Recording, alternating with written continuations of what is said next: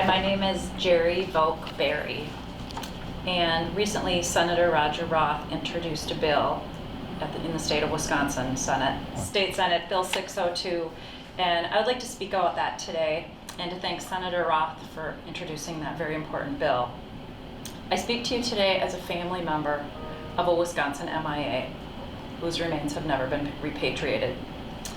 As a lifelong Wisconsin resident and UW-Madison alumni, I have a very personal connection to the bill that Roth authored. I also have a very strong connection to the UW MIA project. I was named after my uncle, First Lieutenant Jerome A. Volk, who was killed in action while flying a low-level bombing mission in North Korea on November 7, 1951. Jeri was the first Air National Guard pilot from Wisconsin killed in the Korean conflict. And in 1956, Volk Field at Camp Douglas was dedicated in his honor, and in 2015, my Uncle Jeri was inducted into the Wisconsin National Guard Hall of Fame. Although this was a tremendous honor due to the fact that Lieutenant Volk's remains have never been repatriated, my family has not been able to find closure 70 years later. My father was his only sibling and actually dedicated his entire life to pursuing the efforts to bring his brother home. Tragically, he was not able to see it happen before he died in 2016.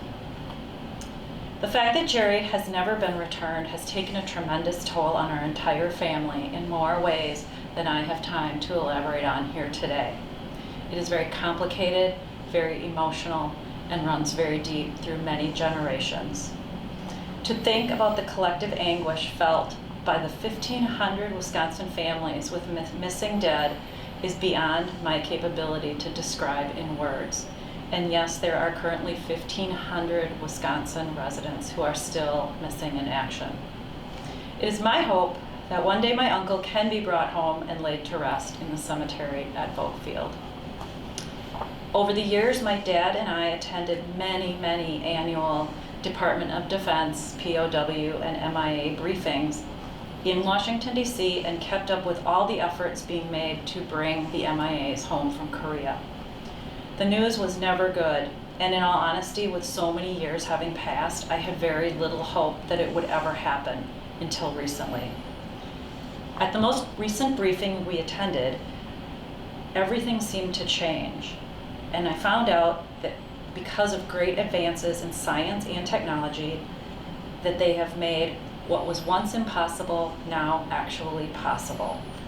Experts today can positively identify remains with much less DNA than ever before, and this combined with other improvements is a game changer to increase the likelihood of bringing our MIAs home.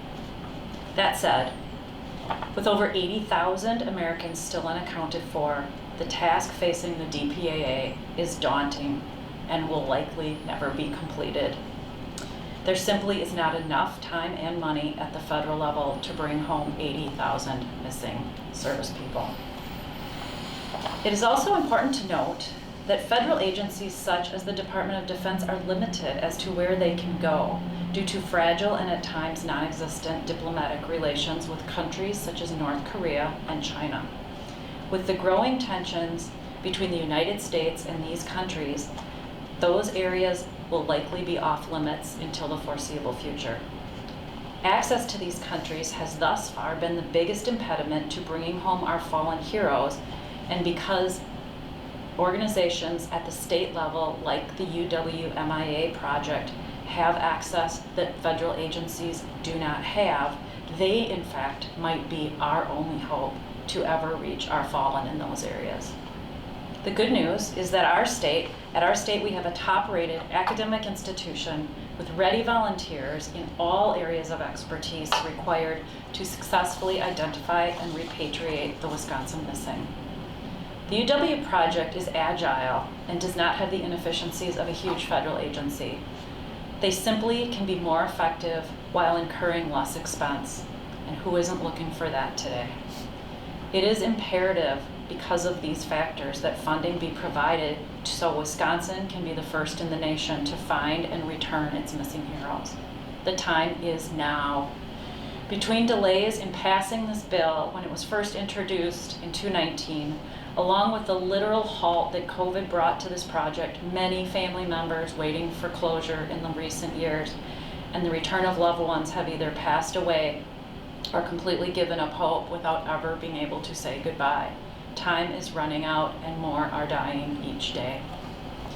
The funding in this bill would serve to honor those that have given the ultimate sacrifice, honor their families and loved ones by bringing closure, and honor and inspire our current and future service personnel and veterans by giving credibility to the commitment that we make as a country. No soldier is left behind. We are currently witnessing what I believe to be a true travesty. The debacle that just happened in Afghanistan, other things happening on the world stage, and we cannot let this continue. Wisconsin is better than that, and we need to bring home our fallen. Our heroes deserve nothing less.